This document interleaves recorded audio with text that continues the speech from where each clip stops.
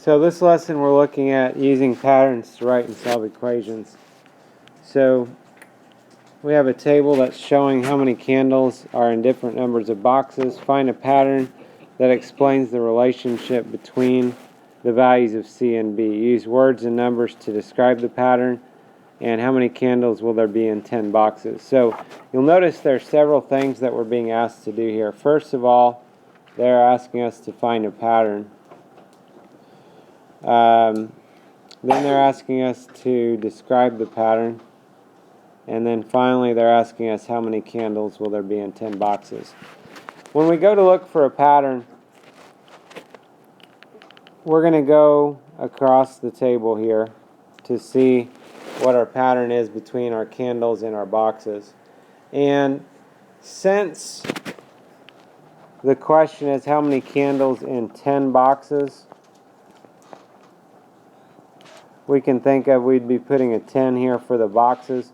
It's usually easier if we're setting an equation up, if we're going to have to do that, or looking for a pattern. It's usually easier to start with what you know and go to what you're trying to find.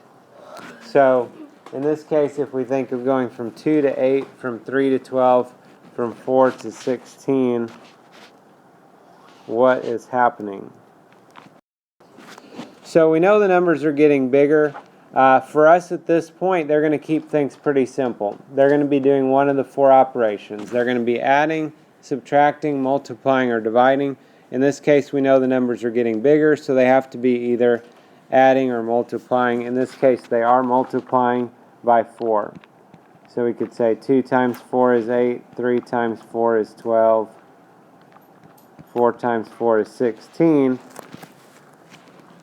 So when we look to figure out how many candles in 10 boxes, we would just take 10 times 4, which would be 40.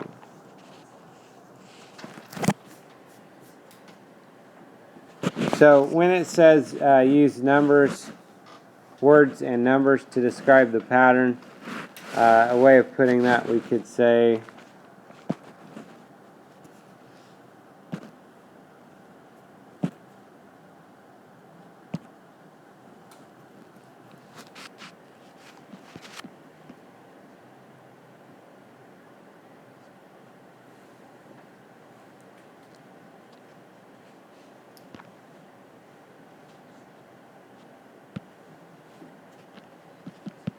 they are multiplying by 4 to get from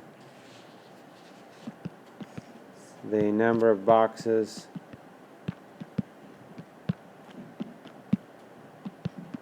to the number of candles.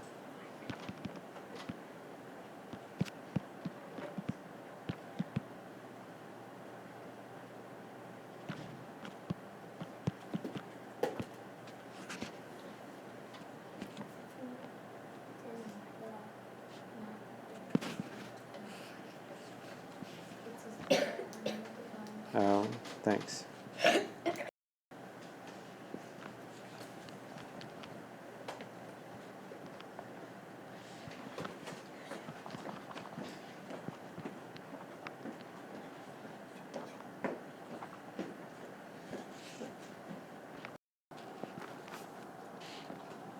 So we look at example 1.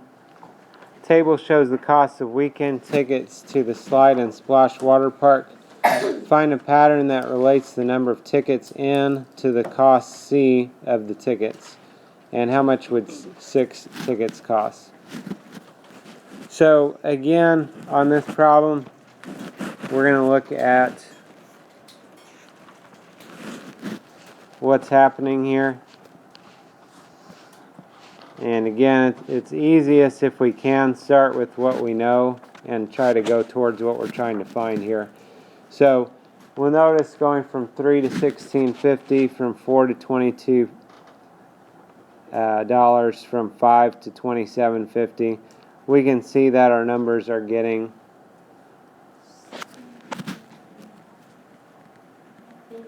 bigger. So once again, they must either be multiplying or adding. Notice some of the dollar amounts, the costs in with 50-cent part, some are just whole dollar amounts. So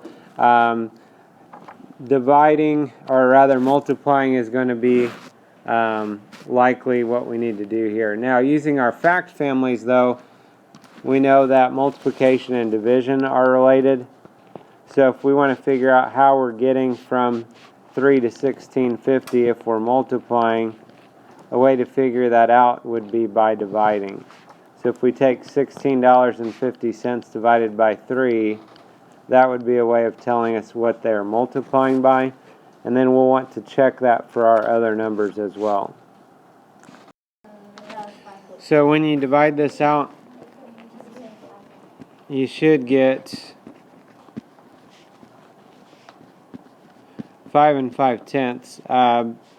We're going to go all the way through this, though, which is 5 50/100. Since we're talking about money, we'd probably want that 0 added on there. Anyways, that's like $5.50. I know the book is not doing that on all their parts here, but that's what we'd be looking at. We could check that also. If you check that $22 divided by 4, you should get the same thing, which you do. $27.50 divided by 5, you also get the same thing. So one of the things they might ask us to do in a problem, besides just find a missing value, they might ask us to write an equation. So writing an equation, we can see our cost, what we're trying to find, is equal to 5.5 times our number of tickets.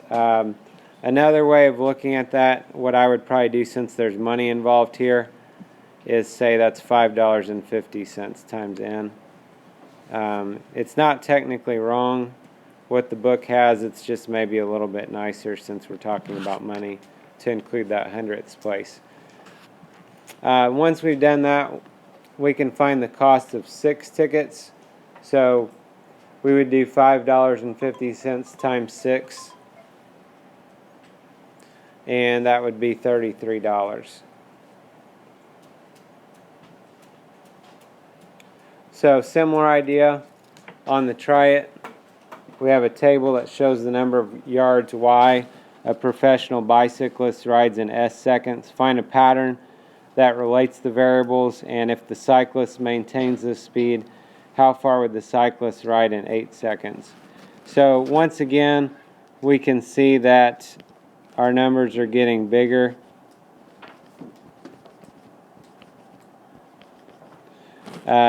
So we're likely either adding or multiplying. This one doesn't look real great for adding, so it is going to be multiplying once again. So to find out what we're multiplying by, we can divide. When you divide that out, you will get 12 2/10. And this one, then we can see we're multiplying by 12 2/10. So we could take 12 2/10 times 8 to figure out how far they would go in 8 seconds, which would end up being 97 6/10 yards.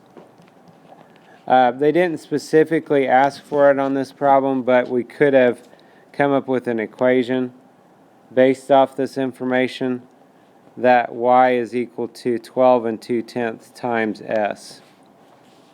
That would be an equation that we could use here, which they will ask for on some of these problems as we go forward.